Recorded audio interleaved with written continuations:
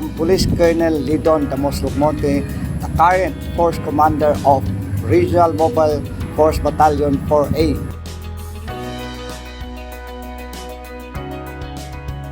Malaki. Dahil siyempre sabi nga natin, lalo sa akin as Force Commander is dapat talaga yung sinasabi natin na moral compass, dapat talaga klaro, kita na direksyon.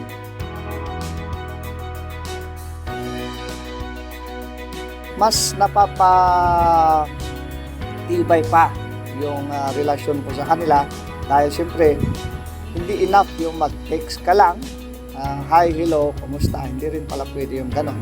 Kailangan talaga i-follow up mo, and isa nga ito sa rason na mas na-value ko yung importansya ng pamilya, hindi lang sa personal na buhay ko, but of course sa professional din na buhay ko. Dahil habang nagsasalita ako sa mga tao ko, kailangan din na gawin ko yun sa sarili ko.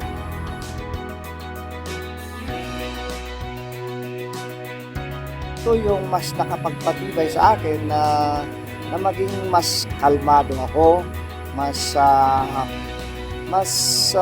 yung pag-guide ko sa aking mga tao ay mas balance siya.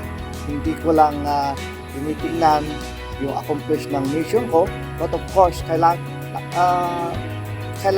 mas importante rin sa akin ngayon yung welfare ng tao ko, not just yung sa physical na safety nila, but of course spiritually saka yung moral aspect ng buhay nila.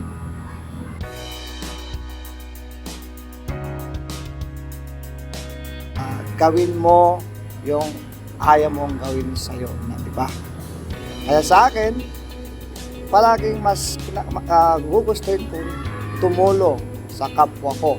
Hindi naman sa dahil din gusto kong tulungan nila ako, pero dito sa natutunan ko, mas mabuti pa yung ikaw talaga yung nagbibigay ng tulong. Dahil pag ikaw na tinutulungan, ibig sabihin, marami. And mas maluwag sa atin na nakakatulong sa kapwa. Sa mga life coaches, kailangan namin kayo. Hindi enough na kami lang na mga leaders nila yung mag-guide sa mga tao natin. Halos kami yung palaging araw-araw nilang nakikita, araw-araw nilang naririnig. Although, niririnig ko naman namin yung sinasabi ng mga life coaches, but mas maganda pa rin din in the presence sa mga life coaches para at least refreshing sa pandinig at pananaw ng mga tao namin. And of course, sila yung pagdating sa moral virtue, pagdating sa mga spiritual virtues, sila yung sinasabi natin kumbaga sa amin, subject matter expert. So, kailangan namin kayo para ma-guide, matulungan kami. Hindi lang yung mga tao namin, but as a whole, yung kabuuan ng organization. Sa akin, sa kabuuan ng RNFB.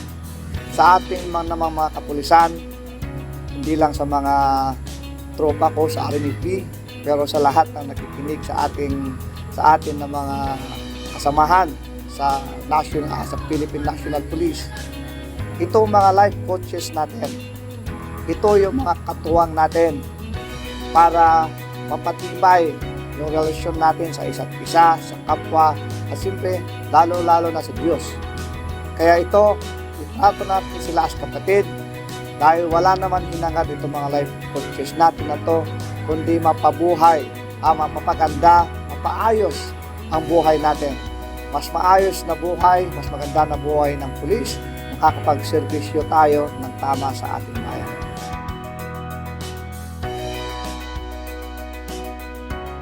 I am Police Colonel Lidon Monte, and I am my brother's keeper.